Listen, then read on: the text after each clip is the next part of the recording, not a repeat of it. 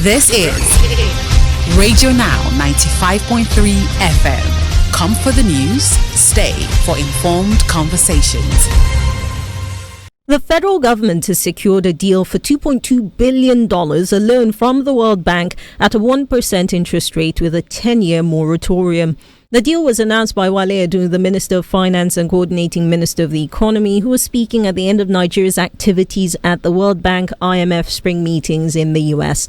The minister was accompanied to the spring meetings by the President's economic team, which also included the governor of the central bank. Multi-country discussions were held at the spring meetings, ranging from global inflation to energy consumption and much more.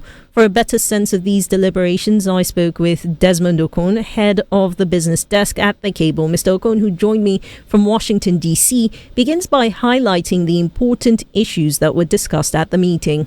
The striking ones, I should say the most significant ones that kept on cropping up in conversations is around inflation, is around global debt, fiscal policies, and debt service and all of those things. So, of course, inflation has been a key concern of the IMF and World Bank.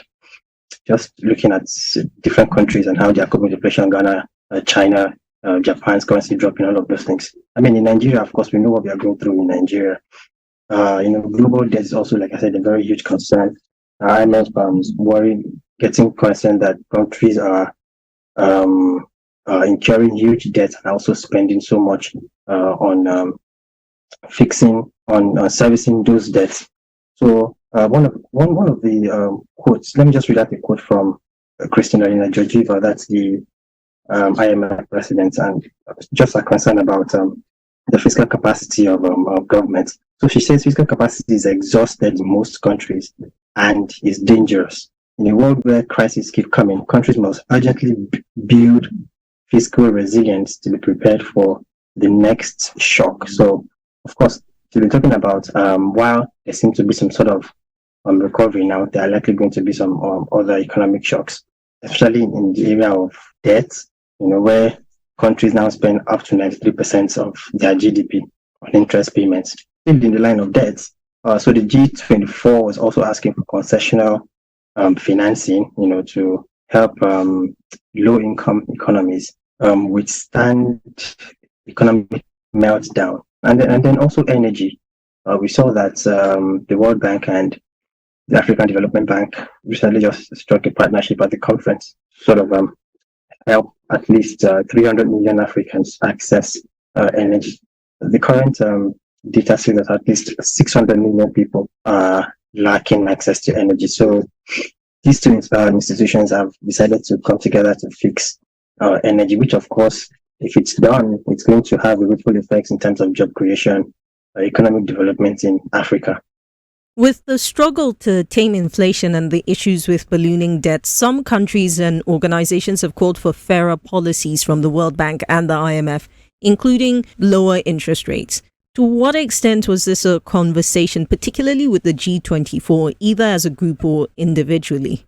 So the general message from the IMF, right, is that all central banks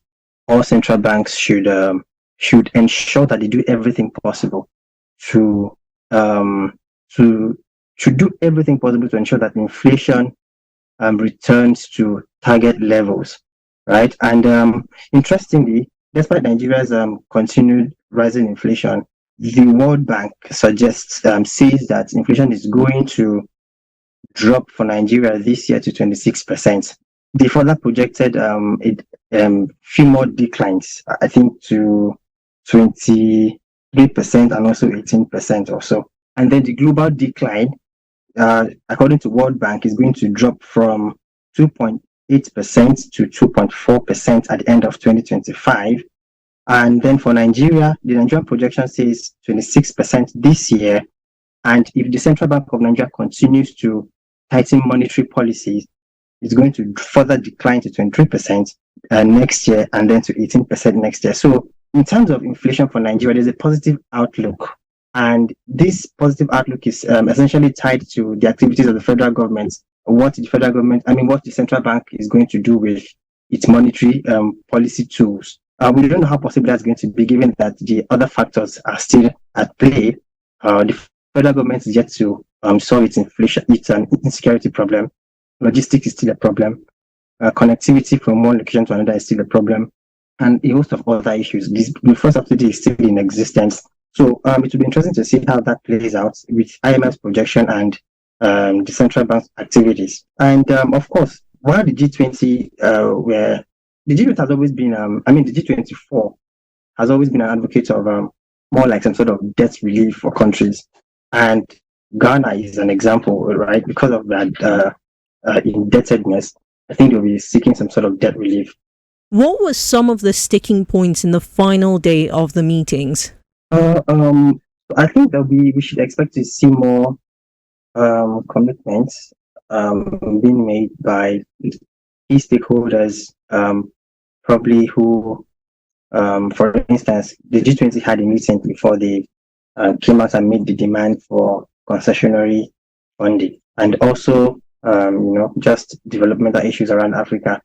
So there are other things that I think are worth noting. So, like I said, we are going to see more commitment being made in respect to the issues that have been raised. CSOs will likely be pushing for more debt sustainability solutions, just to find solution is such that governments, in their respective countries can service their loans without necessarily seeking debt relief, and all of those things. Talks on how world leaders can safeguard against future pandemics, addressing investment gaps to tackle developmental issues such as water security and climate resilience. That's Desmond Okon, head of the business desk at The Cable, speaking to Radio Now from Washington, D.C. in the U.S. on the spring meetings of the World Bank and the International Monetary Fund.